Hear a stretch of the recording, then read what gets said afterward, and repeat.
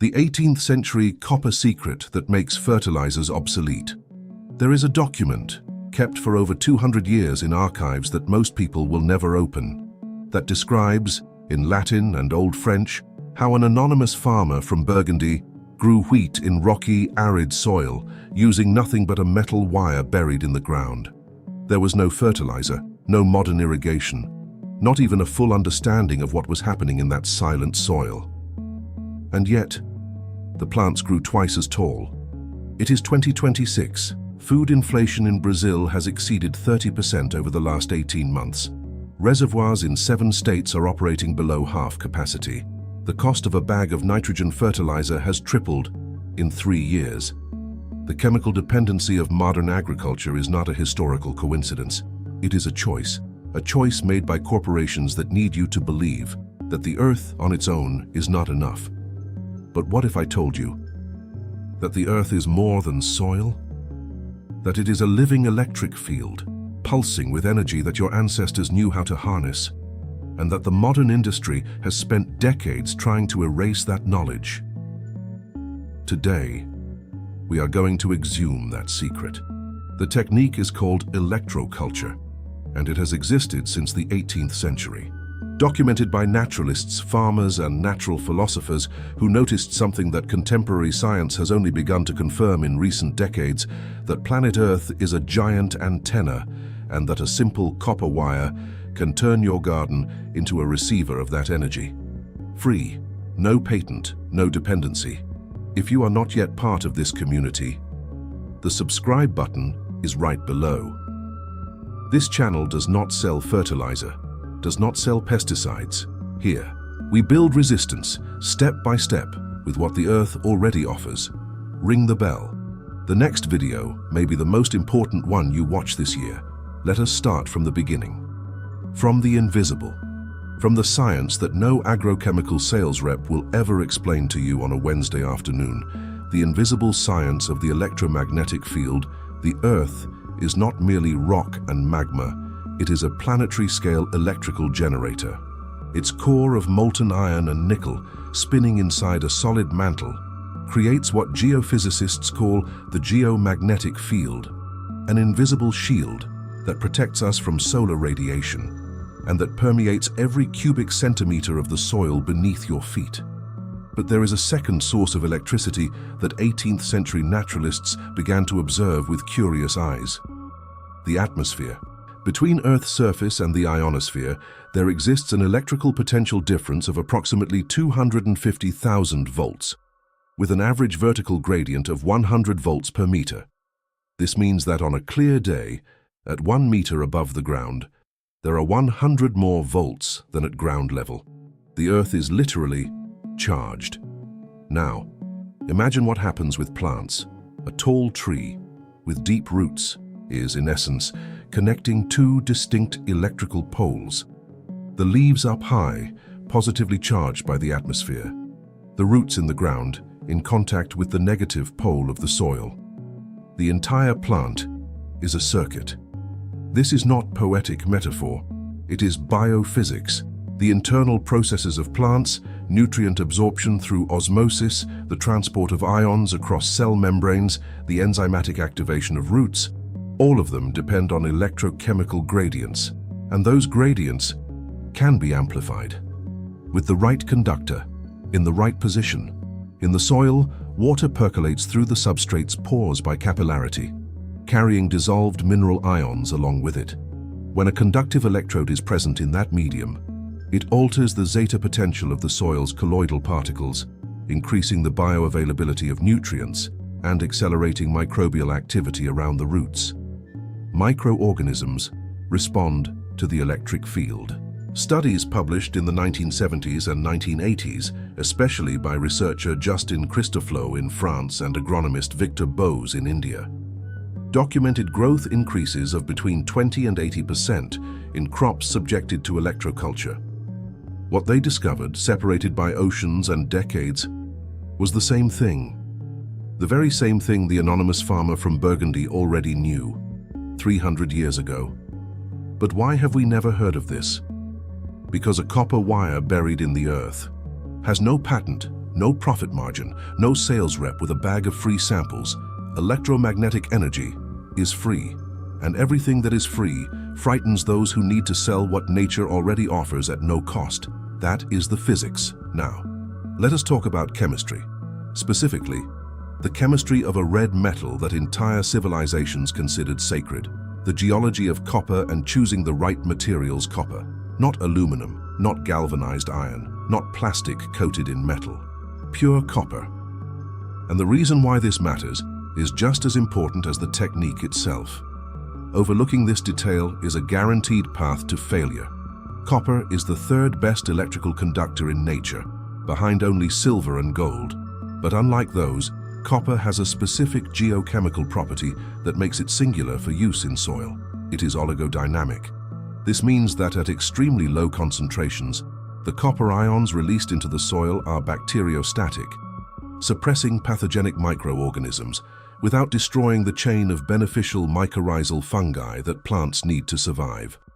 Mycorrhizal fungi form symbiotic networks with plant roots, expanding root absorption surface area by up to 100 times. Electroculture with copper does not destroy them.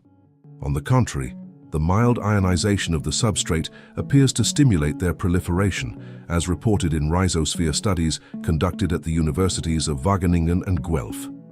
Now, about the materials. And this is a point where most people make irreversible mistakes. Pay attention.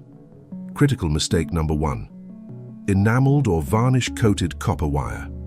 This type of wire is sold in electrical supply stores as copper wire, and many beginners buy it thinking it will work. It will not. The insulating coating completely cancels out the exchange of electrical charges between the metal and the soil. It is the equivalent of using an umbrella underwater and wondering why you are wet. Critical mistake number 2. Aluminum wire as an economical substitute. Aluminum oxidizes quickly in moist soil, forming aluminum hydroxide, which is mildly toxic to most plants at a pH below 5.5. In tropical acidic soils, like much of Brazil's soil, this mistake can kill your crop within weeks. What you need is tinned copper wire or high conductivity pure copper wire, preferably between 12 and 18 AWG in thickness. In practical terms, that corresponds to a diameter between 2 and 3 millimeters, thick enough not to bend and snap, thin enough not to redistribute excessive heat in the substrate.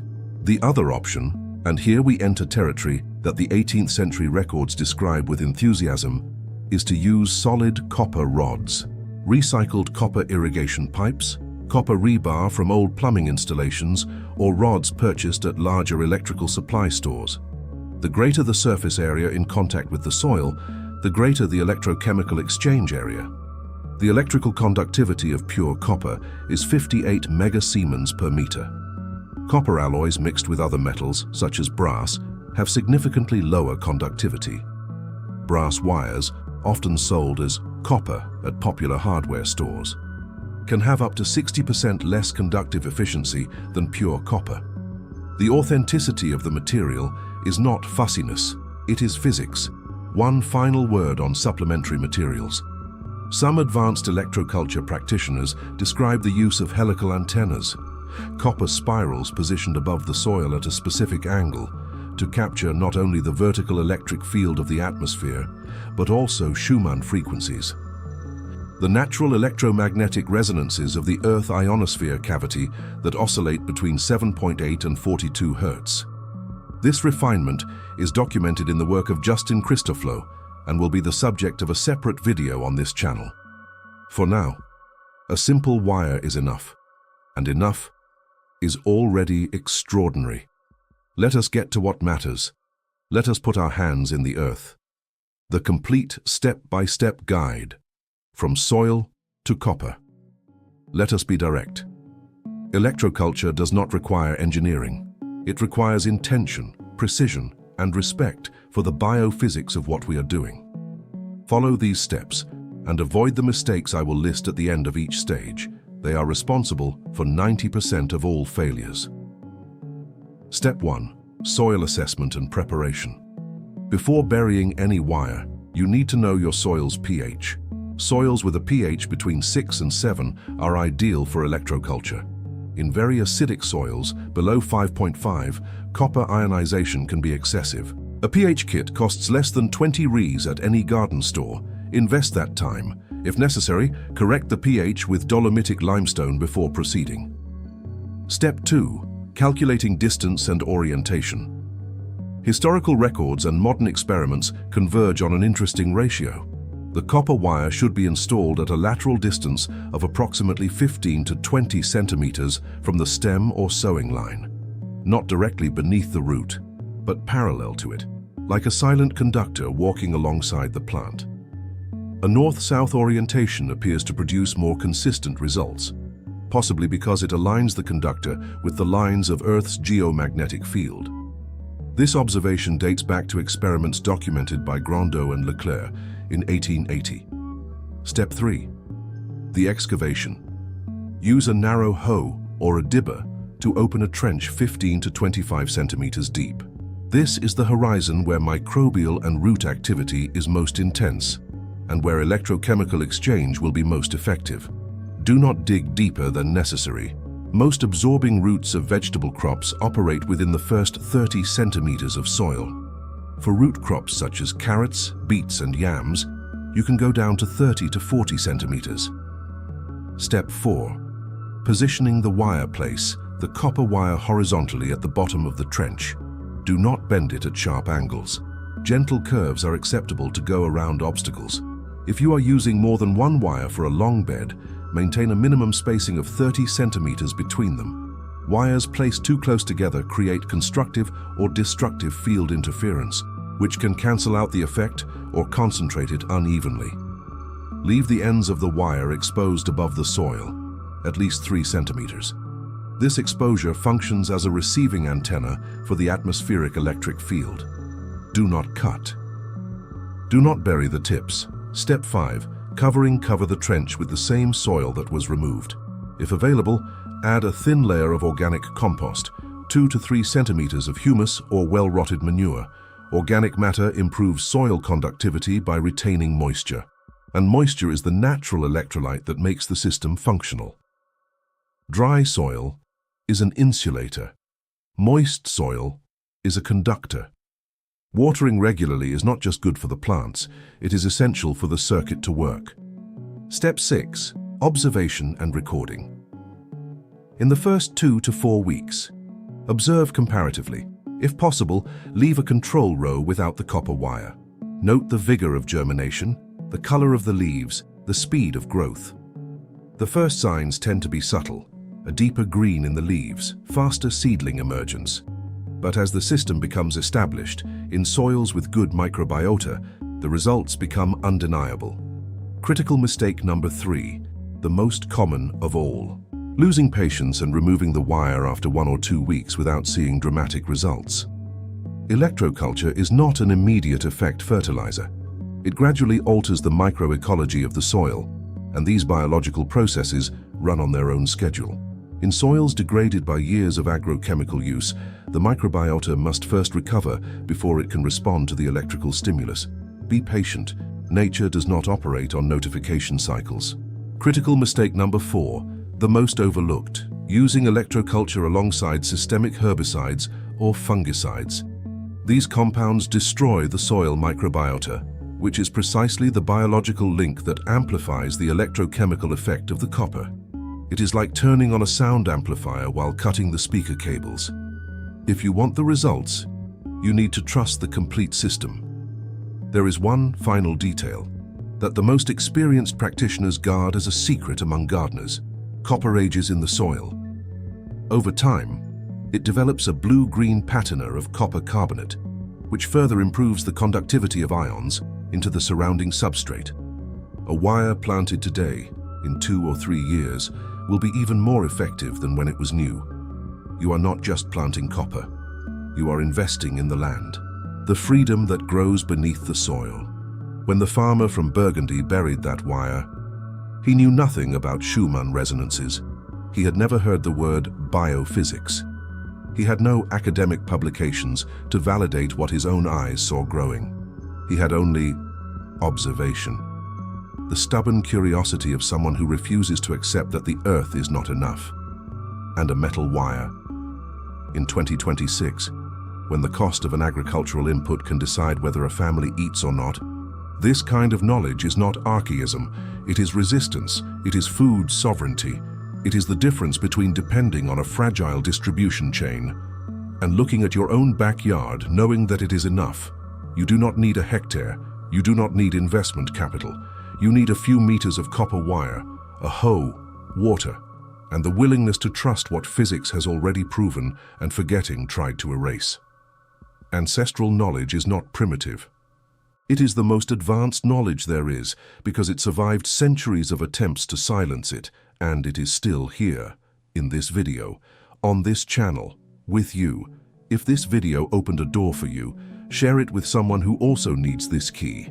Leave your experience with electroculture in the comments or your most urgent question. We respond to everyone, and if you are not yet subscribed, the community is waiting for you. This is a channel of silent resistance. And the best resistance begins in the earth. In the next video, we will unearth another technique that the 20th century tried to delete from collective memory. We will talk about the subterranean clay irrigation system, the 2,000-year-old technology that can reduce your garden's water consumption by 70%. And that was documented in empires that lasted longer than any agrochemical company ever will. Don't miss it.